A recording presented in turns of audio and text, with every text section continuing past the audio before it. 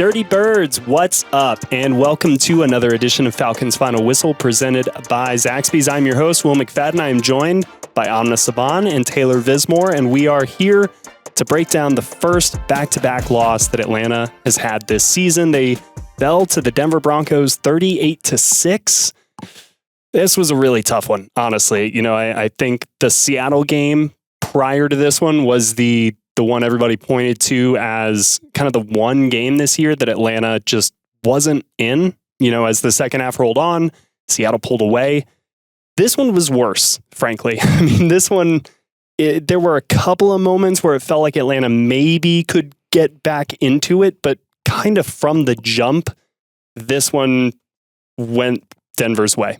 Just, there's no other way that you can really say it. And so as we were kind of thinking about the topics for tonight's podcast, it's going to be less about the specifics of this game, and I think a little bit more about the state of the Falcons heading into the bye week. So Taylor, we'll start with you. After these last two losses, what's your concern level for this team going into the bye week?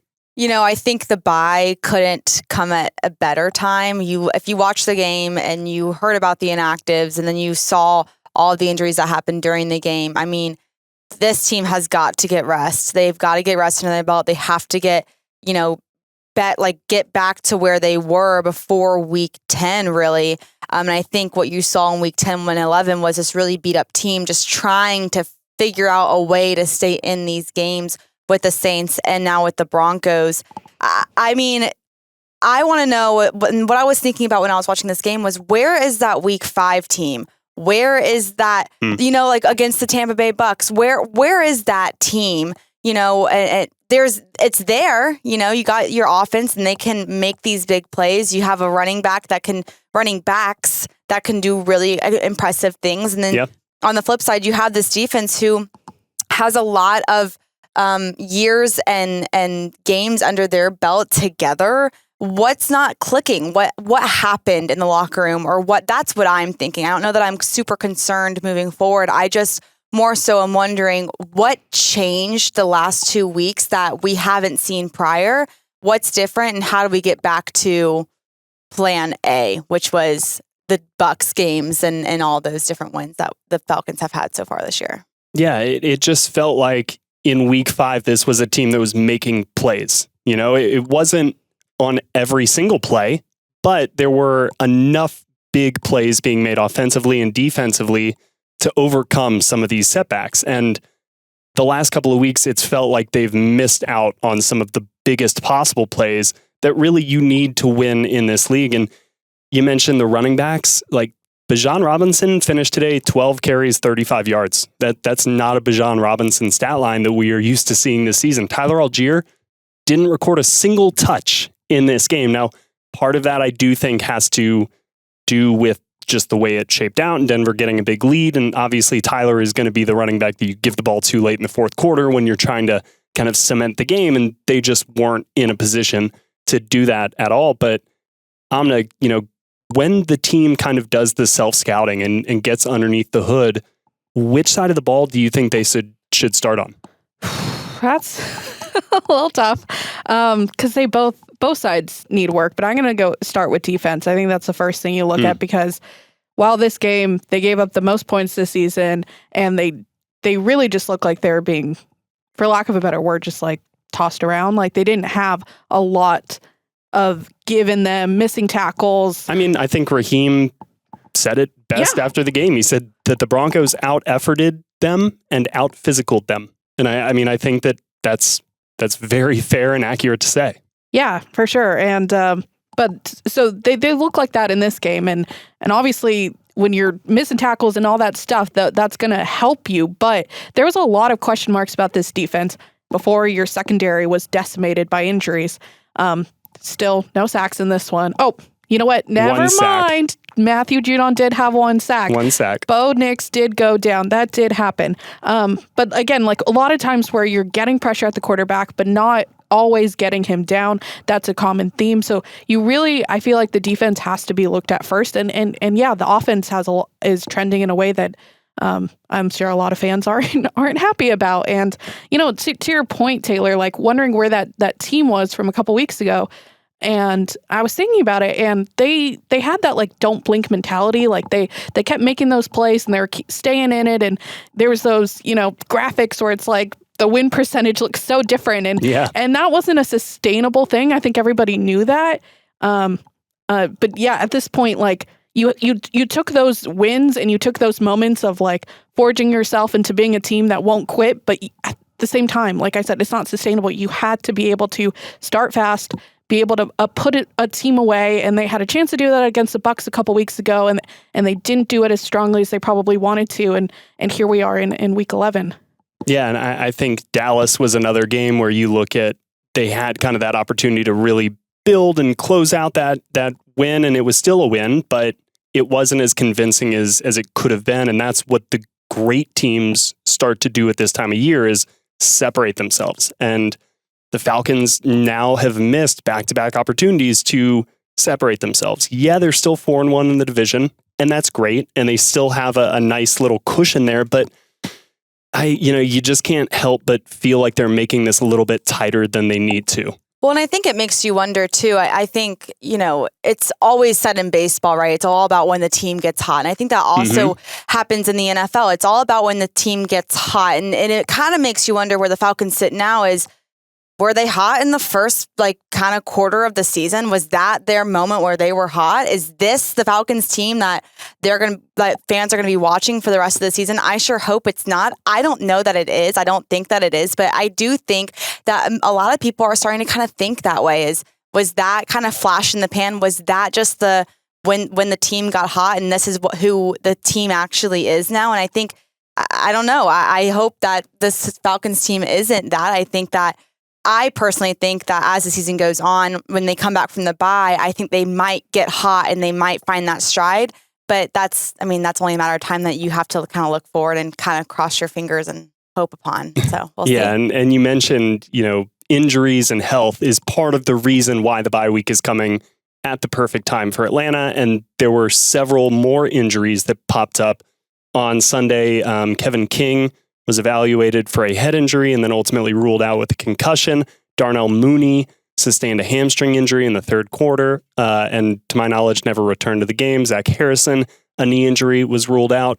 Casey Washington, a concussion, was ruled out. And then Nate Landman there at the very end, also a hamstring. And, I don't even know if we ever got any indication as to whether or not he could have come back because it was so late in the game and they pretty much pulled all their starters anyway. But those were the 5 injuries of note. And going into this, when you're already down D. Alford, you're already down Mike Hughes, you're missing some players. Taquan Graham, James Smith-Williams go on IR this week. So the injuries have started to mount for Atlanta. This bye week is hopefully a way to mitigate them and offset them a little bit. But Amna, let's kind of dig into the offensive performance a little bit here. And the offense doesn't score a touchdown on Sunday. It's felt a lot like that Saints game again, for better and for worse. But Kirk hasn't thrown a touchdown in back-to-back games for the first time in his career after Kirktober, in which he was just going off. Have you noticed anything that's changed about this passing game, about Kirk, anything to your eye? I think they just look at a sync, like from all phases, from the offensive line to Kirk to the receivers. Drake and Mooney were a little banged up for the last few weeks, but, they always say injuries aren't an excuse. It's always like a next man up mentality. Mm-hmm. But when you're playing in a game where you're playing catch up and then you have a penalty from Matthew Bergeron, from Jake Matthews, like that's going to shoot you in the foot. That's going to take you back to where you can't be.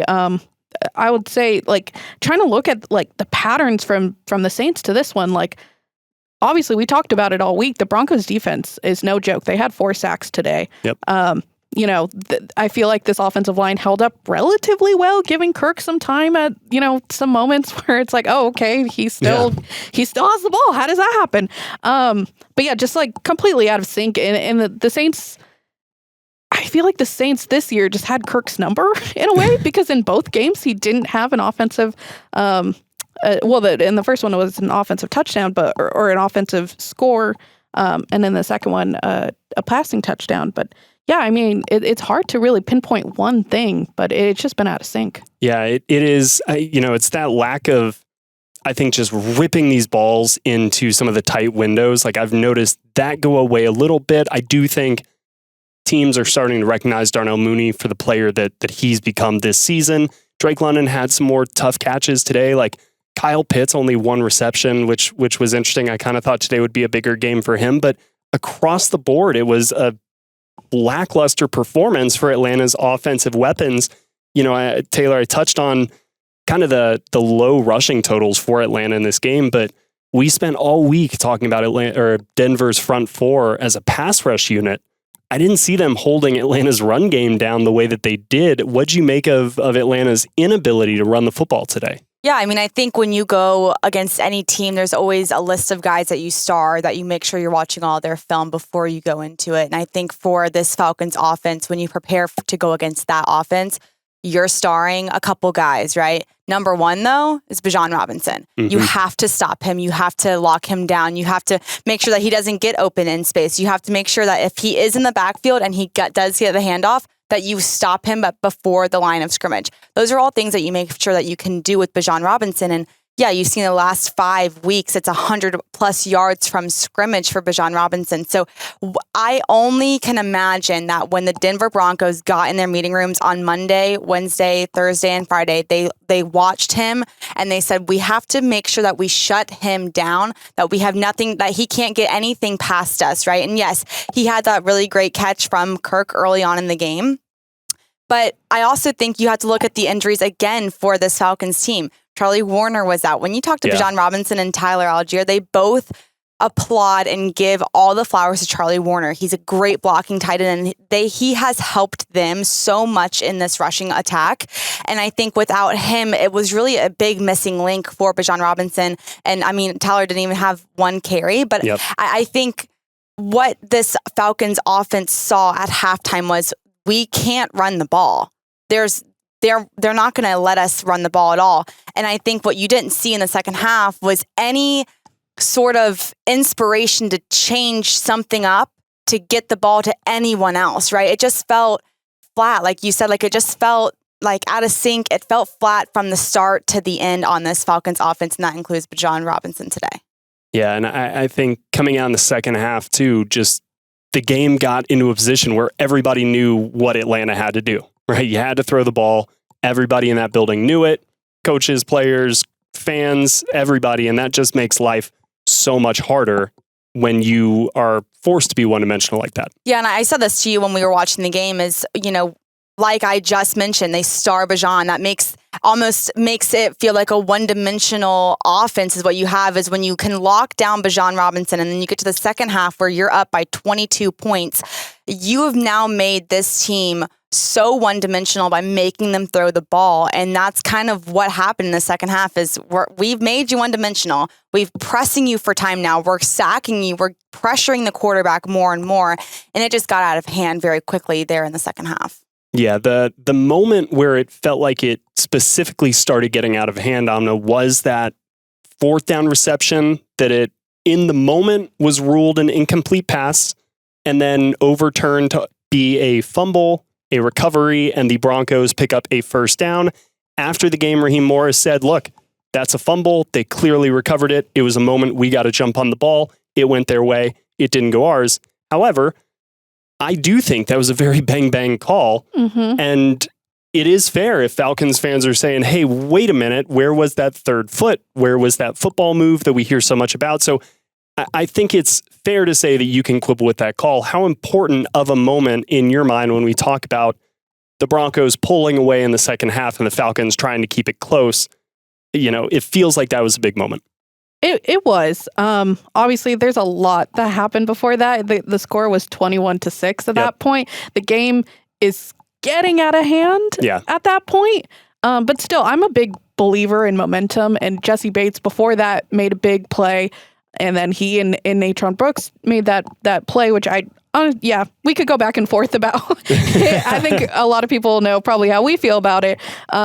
But yeah, I think it's relatively huge. It turned into a touchdown. Then they're up 28-6, and it just continues to snowball from there.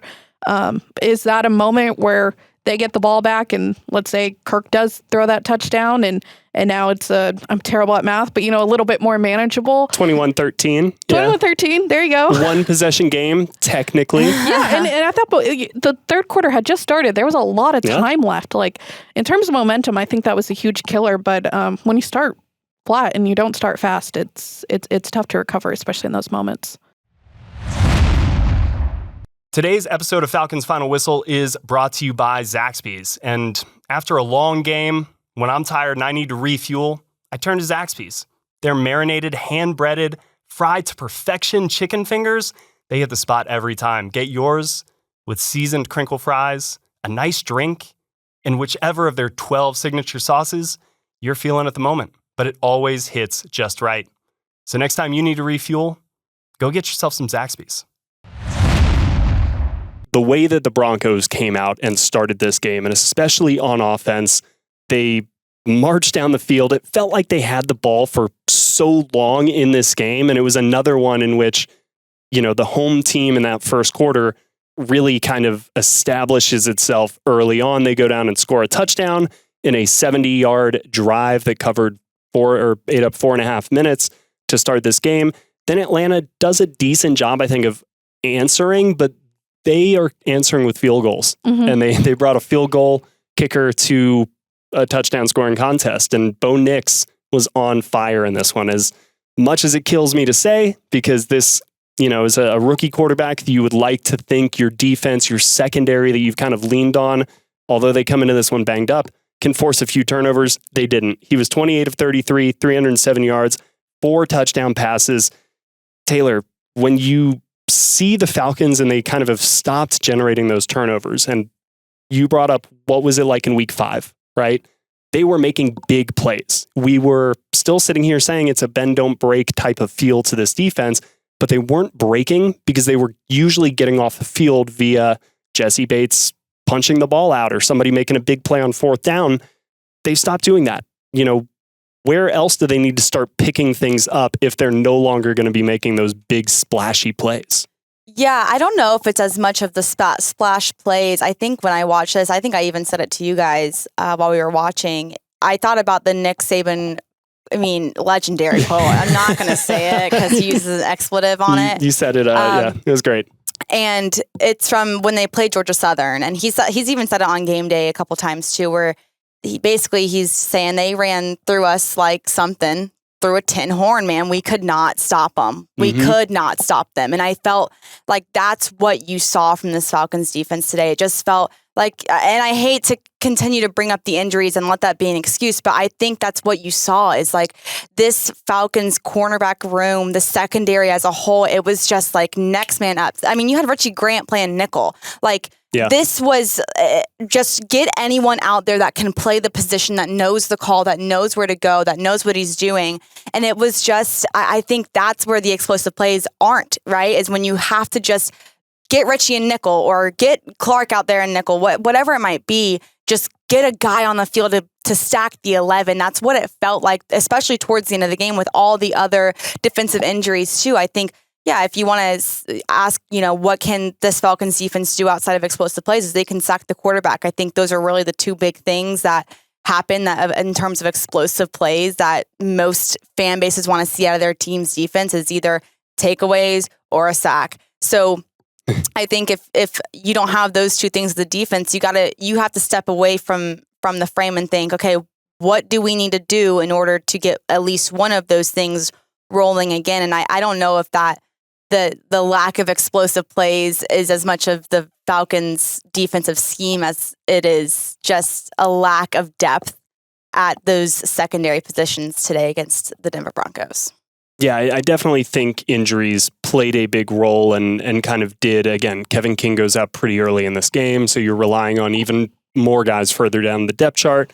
But you talk about pressure. And Amna, this is a crazy stat by Next Gen Stats, but the Falcons pressured Bo Nix only 5 times in this game on 35 dropbacks, which is a season low 14.3% pressure rate.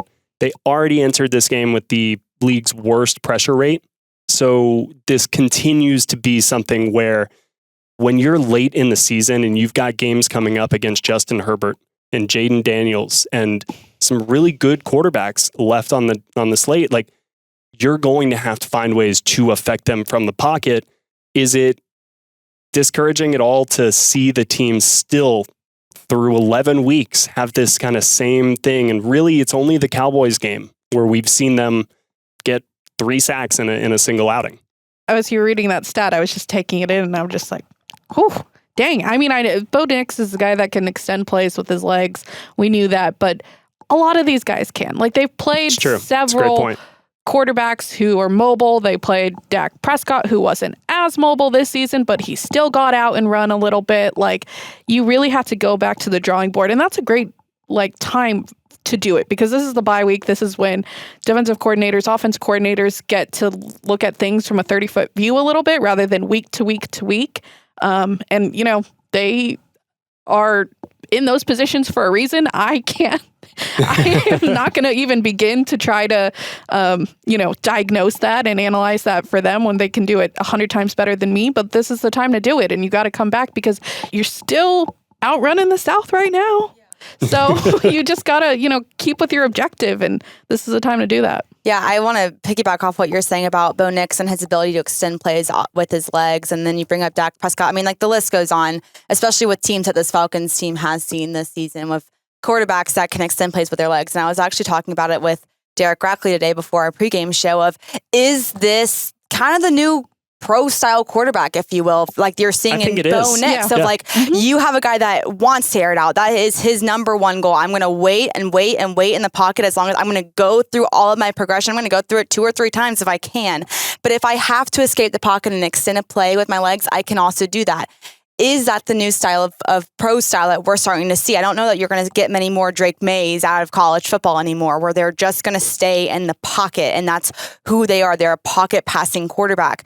I just don't know that that's going to exist too much longer, where those guys really, really make it in this league. You got to be able to extend plays with your legs. And so if this Falcons defense cannot learn and figure out how to get that quarterback to stay in the pocket and to get them down faster, that's a lot of trouble that you have coming down the line, not just for the rest of the season, but the seasons to come as well. And then after the bye, you talk about pro-style quarterbacks. You got one of the best young pro-style quarterbacks in the league coming to Atlanta, and Justin Herbert. And man, he will make you pay if you let guys get out in space and you give him time in the pocket. He is one of the best young quarterbacks in this league that not a lot of people talk about.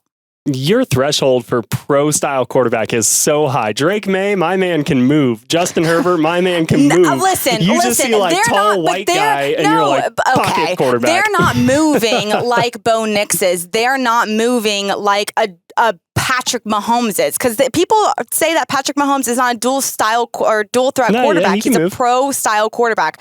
They're not moving like Bo Nix and Patrick Mahomes are. Those guys are not moving like that. That's all I have to say. Got you scrambling over here like Drake May. I'm not scrambling. Look, everyone got mad at me last week for saying stuff about Koo and not. It wasn't his fault. Here we are. Koo, perfect today. Yeah. Perfect today. 41-51. I appreciate you bringing him up, because we like this was something where in the 1:00 games you see Justin Tucker have some similar struggles to what Younghoe Koo did last week. He misses multiple kicks in a game. It happens. It happens. These guys, the expectation is never for a kicker to be perfect. We know that no kicker in NFL history has been 100% perfect. Guys are going to have some struggles, but I do appreciate kind of what Raheem Morris said throughout the week, standing by Younghoe Koo, gave him a vote of confidence. He comes through 2 for 2 today for Koo. A lot of rhyming there, but a very different tone, I think, from Raheem Morris after this one. Last week against New Orleans, he was a little upbeat. We were kind of surprised, I think, by that tone after the game. This week, he wasn't sugarcoating it at all, right? More effort than us, more physicality than us. They came in, they wanted to take it. Do you appreciate him kind of keeping it real, Taylor, going into the bye week? Yeah, I mean, I think he kept it real in week 10. I think that there was this, last week there, and I said it on the podcast last week, there was this like huge like reaction from media and everyone else that watches the Falcons about like, well, this, like same old Falcons, whatever you want to call it. And I think Raheem Morris's response to that was normal. I didn't think it was, sugarcoating anything. I think he was just like, listen, it's one game, it's 1 week. We got to move forward. We got another road trip, to look forward to. We have another team to look at.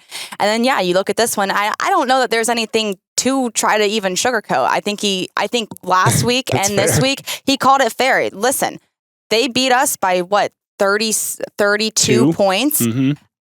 They outplayed us. They came out ready to go. They played fast. They played hard. They outplayed us. What else can you say? I mean, I don't know that there's anything else to say about that game in particular.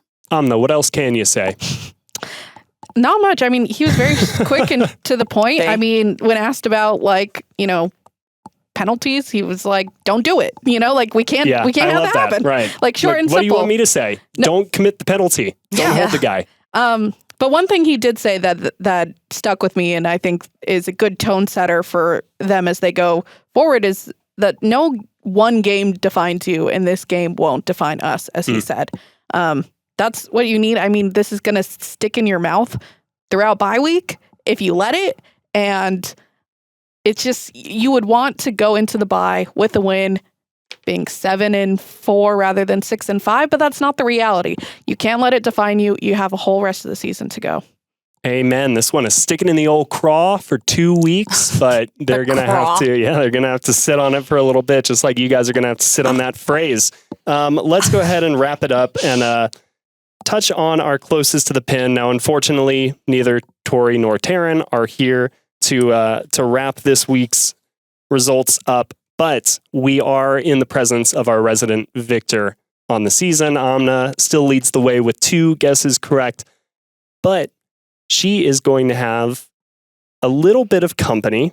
We're going to give Taryn the win here. She got it closest with Justin Simmons' tackles. Tori was also 3 off in Kyle Pitt's receptions, but he only had 1 reception, and I kind of feel like Taryn getting 5 Justin Simmons tackles, we're going to give the edge. It kind of feels like it could be a controversy. There. It could be. But also Taryn, is 1 behind you. And so I like to keep a competitive game going on. So, I don't love this. I don't That's love a political vote right there. It is a political vote. But the real news out of this one is that I remain winless. But probably the most at bats. Hey, it's okay. I don't even get to play. I literally have competed in this every single week.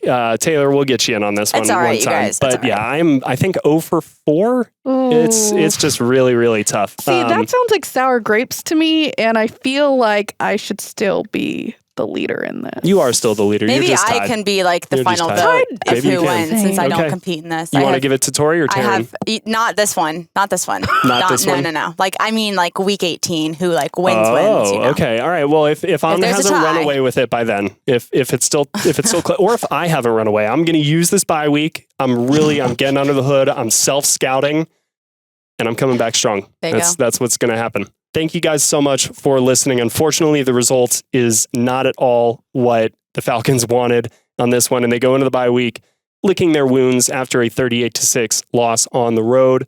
Lots to work on over the bye, but a big, fun, hopefully, stretch still to come. And we will be back to preview the Los Angeles Chargers. That will be the next Falcons Final Whistle podcast that you all get in 2 weeks, basically. So it'll be a bit of a break, but everybody please unwind, relax. Take a breath. Go for a walk. Touch some grass. We're all going to be fine. Thank you. You're so much better at that than I am. It shouldn't be that hard, but outros sometimes are. So, for Amna Subhan and Taylor Vismor, I am Will McFadden. This was Falcons Final Whistle presented by Zaxby's. Thank you all so much for listening, and we will see you again soon. Bye, guys.